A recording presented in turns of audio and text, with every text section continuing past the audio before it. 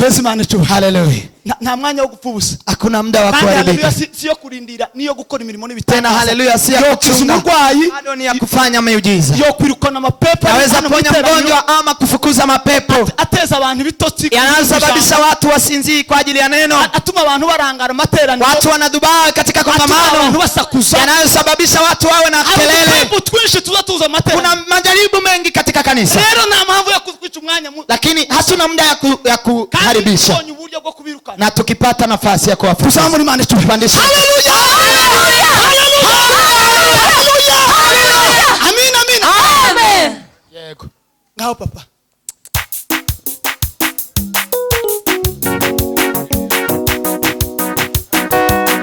Yes.